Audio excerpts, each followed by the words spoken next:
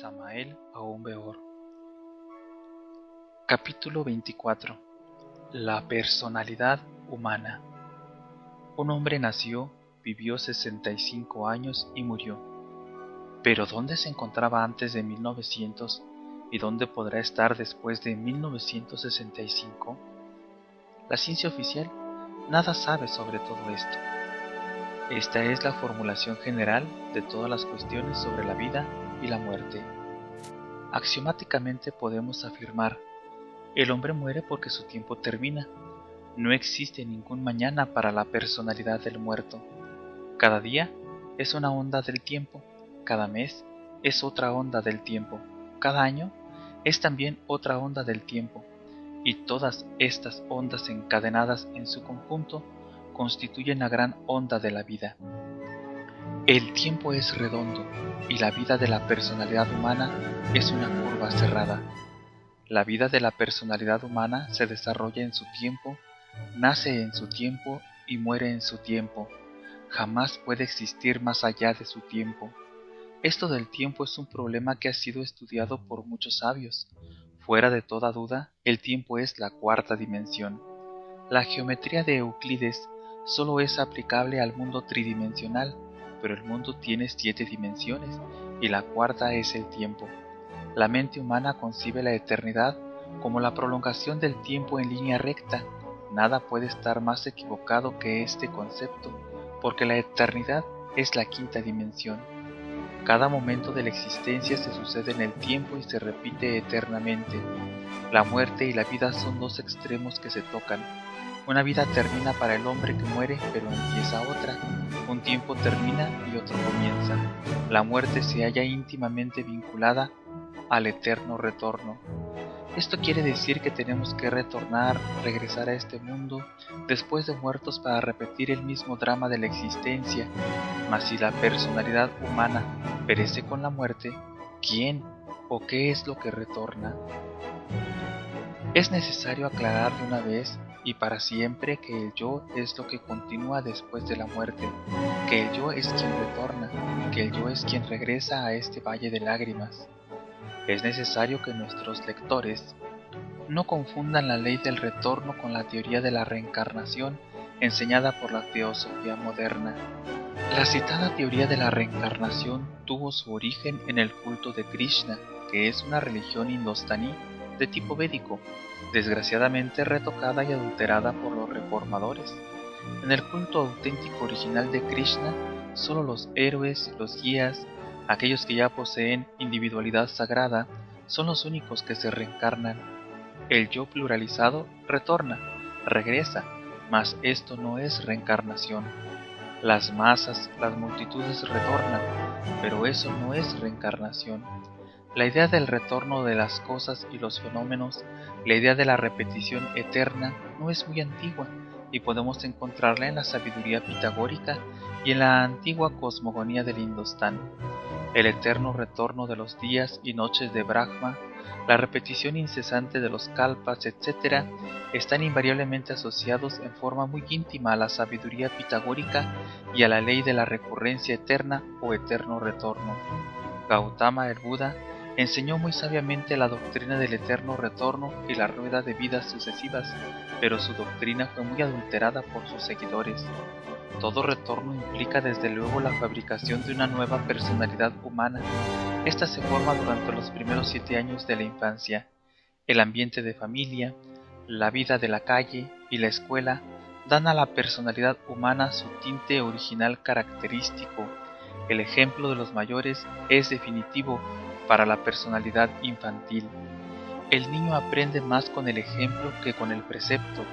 La forma equivocada de vivir, el ejemplo absurdo, las costumbres degeneradas de los mayores dan a la personalidad del niño ese tinte peculiar, escéptico y perverso de la época en que vivimos.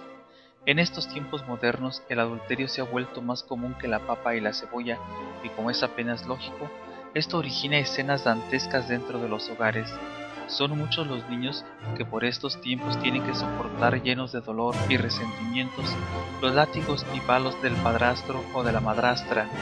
Es claro que en esa forma la personalidad del niño se desarrolla dentro del marco del dolor, el rencor y el odio. Existe un dicho vulgar que dice: el hijo ajeno huele a feo en todas partes. Naturalmente, en esto también hay excepciones, pero estas se pueden contar con los dedos de la mano y sobran dedos. Los altercados entre el padre y la madre por cuestión de celos, el llanto y los lamentos de la madre afligida o del marido oprimido, arruinado y desesperado, dejan en la personalidad del niño una marca indeleble de profundo dolor y melancolía que jamás se olvida durante toda la vida. En las casas elegantes, las orgullosas señoras maltratan a sus criadas cuando éstas se van al salón de belleza o se pintan la cara. El orgullo de las señoras se siente mortalmente herido. El niño que ve todas estas escenas de infamia se siente lastimado en lo más hondo, ya sea que se ponga de parte de su madre soberbia y orgullosa, o de parte de la infeliz criada vanidosa y humillada, y el resultado suele ser catastrófico para la personalidad infantil.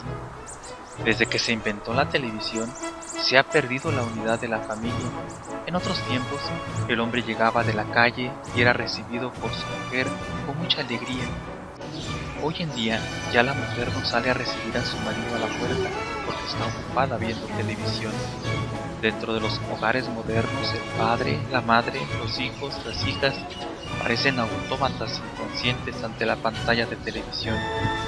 Ahora el marido no puede comentar con una mujer absolutamente nada con los problemas del día, el trabajo, etcétera, etcétera, porque ésta parece sonámbula viendo la película de ayer, las escenas dantescas de Al Capone, el último baile de la nueva ola, etcétera, etcétera, etcétera. Los niños levantados en este nuevo tipo de hogar ultramoderno solo piensan en cañones, pistolas, ametralladoras de juguete para imitar y vivir a su modo todas las escenas dantescas del crimen, tal como las han visto en la pantalla de televisión. Es lástima que este invento maravilloso de la televisión sea utilizado con propósitos destructivos. Si la humanidad utilizara este invento en forma dignificante, ya para estudiar las ciencias naturales, ya para enseñar el verdadero arte regio de la madre natura, ya para dar sublimes enseñanzas a las gentes, entonces este invento sería una bendición para la humanidad, podría utilizarse inteligentemente para cultivar la personalidad humana. Es a todas luces absurdo nutrir la personalidad infantil con música arrítmica, inarmónica, vulgar. Es estúpido nutrir la personalidad de los niños con cuentos de ladrones y policías, escenas de vicio y prostitución, dramas de adulterio, pornografía, etc. El resultado de semejante proceder lo podemos ver en los rebeldes sin causa, los asesinos prematuros, etc. Es lamentable que las madres azoten a sus hijos, les den de palos, les insulten con vocablos descompuestos y crueles. El resultado de semejante conducta es el resentimiento, el odio, la pérdida de amor, etc. En la práctica hemos podido ver que los niños levantados entre palos, látigos y gritos se convierten en personas vulgares, llenas de patanerías y faltas de todo sentido de respeto y veneración. Es urgente comprender la necesidad de establecer un verdadero equilibrio dentro de los hogares.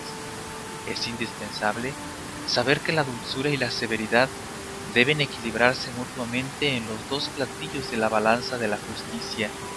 El padre representa la severidad, la madre representa la dulzura. El padre personifica la sabiduría, la madre simboliza el amor. Sabiduría y amor, severidad y dulzura se equilibran mutuamente en los dos platillos de la balanza cósmica. Los padres y madres de familia deben equilibrarse mutuamente para bien de los hogares. Es urgente, es necesario que todos los padres y madres de familia comprendan la necesidad de sembrar en la mente infantil los valores eternos del espíritu. Es lamentable que los niños modernos ya no posean el sentido de veneración. Esto se debe a los cuentos de vaqueros, ladrones y policías, la televisión, el cine, etc. han pervertido la mente de los niños. La psicología revolucionaria del movimiento gnóstico en forma clara y precisa hace una distinción de fondo entre el ego y la esencia. Durante los 3 o 4 primeros años de vida, solo se manifiesta en el niño la belleza de la esencia. Entonces el niño es tierno, dulce, hermoso en todos sus aspectos psicológicos. Cuando el ego comienza a controlar la tierna personalidad del niño, toda esa belleza de la esencia va desapareciendo y en su lugar afloran entonces los defectos psicológicos propios de todo ser humano. Así como debemos hacer distinción entre ego y esencia, también es necesario distinguir entre personalidad y esencia. El ser humano nace con la esencia, mas no nace con la personalidad. Esta última es necesario crearla. Personalidad y esencia deben desarrollarse en forma armoniosa y equilibrada. En la práctica, hemos podido verificar que cuando la personalidad se desarrolla exageradamente a expensas de la esencia, el resultado es terrible. La observación y la experiencia de muchos años nos han permitido comprender que cuando la esencia se desarrolla totalmente, sin atender en lo más mínimo el continuo armonioso de la personalidad, el resultado es el místico sin intelecto, sin personalidad, noble de corazón pero inadaptado, incapaz. El desarrollo armonioso de personalidad y esencia da por resultado hombres y mujeres geniales. En la esencia tenemos todo lo que es propio, en la personalidad todo lo que es prestado. En la esencia tenemos nuestras cualidades innatas, en la personalidad tenemos el ejemplo de nuestros mayores, lo que hemos aprendido en el hogar, en la escuela, en la calle. Es urgente que los niños reciban alimento para la esencia y alimento para la personalidad. La esencia se alimenta con ternura, cariño sin límites, amor, música, flores, belleza, armonía, etc. La personalidad debe alimentarse con el buen ejemplo de nuestros mayores, con la sabia enseñanza de la escuela, etc. Es indispensable que los niños ingresen a primarias a la edad de 7 años, previo paso por el kinder. Los niños deben aprender las primeras letras jugando, así el estudio se hace para ellos atractivo, delicioso, feliz.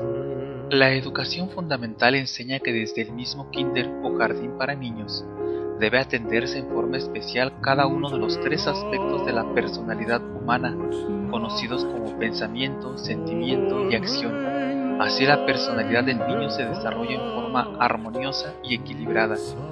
La cuestión de la creación de la personalidad del niño y su desarrollo es de gravísima responsabilidad para padres de familia y maestros de escuela. La calidad de la personalidad humana depende exclusivamente del tipo de material psicológico con el cual fue creada y alimentada. Alrededor de la personalidad, esencia, ego o yo, existe entre los estudiantes de psicología mucha confusión. Algunos confunden a la personalidad con la esencia y otros confunden al ego o yo con la esencia. Son muchas las escuelas pseudo-esotéricas o pseudo-ocultistas que tienen como meta de sus estudios la vida impersonal. Es necesario aclarar que no es la personalidad lo que tenemos que disolver. Es urgente saber que necesitamos desintegrar el ego, el mí mismo, el yo, reducirlo a polvadera cósmica. La personalidad es tan solo un vehículo de acción, un vehículo que fue necesario crear, fabricar. En el mundo existen Calígulas, Atilas, Hitleres, etc. Todo tipo de personalidad, por perversa que ella haya sido, puede transformarse radicalmente cuando el ego o yo se disuelva totalmente. Esto de la disolución del ego o yo confunde y molesta a muchos pseudoesoteristas. Estos están convencidos de que el ego es divino. Ellos creen que el ego o yo es el mismo ser, la mónada divina, etc. Es necesario, es urgente, es inaplazable comprender que el ego o yo nada tiene de divino.